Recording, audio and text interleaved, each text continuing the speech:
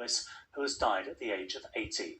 In the 60s, he stood shoulder to shoulder with Martin Luther King and organised a protest across a bridge that later inspired the Hollywood film Selma.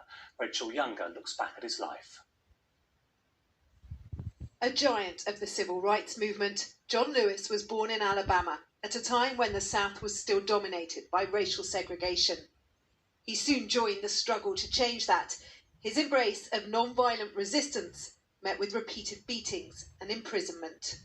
My soul became satisfied that I was right in what I was doing. I could no longer be satisfied or go along with an evil system. Lewis stood alongside Dr. Martin Luther King Jr. as he spoke of his American dream, the youngest speaker at the March on Washington, and until now, the last still alive. We are tired of being beaten by policemen. We're tired of seeing our people locked up in jail over and over again. And then you holler, be patient. How long can we be patient?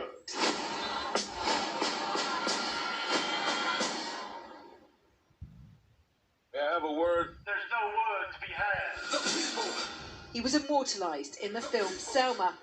He planned the march to Montgomery that began there in 1965, and it was the beating of the 600 protesters Lewis led by Alabama state troopers that helped galvanise opposition to racial segregation in America.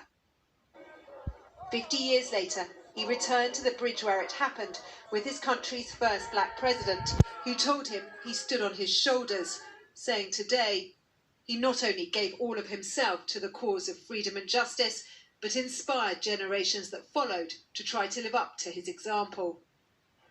Lewis lived to see a new generation of Americans take to the streets this year in the wake of George Floyd's death at the hands of the police. And as a senator of 3 decades standing, the man often called the conscience of the nation never stopped fighting for gun control, voting rights and freedom. We must remove the blinders. The time for silence and patience is long gone. John Lewis revealed in December that he had pancreatic cancer, one more battle that he fought bravely, having won so many before that helped shape the country he loved. John Lewis, who has died at the age of 80.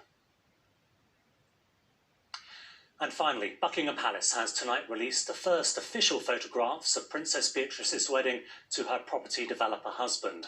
The Queen's granddaughter married Edoardo Mapelli Mozzi yesterday in a smaller-than-planned ceremony which was delayed because of the pandemic. The Queen and Prince Philip, observing social distancing, were among the guests, as was the bride's father, Prince Andrew, though he was not included in the official pictures. The bride wore a restyled dress on loan from the Queen, believed to be from the 1960s.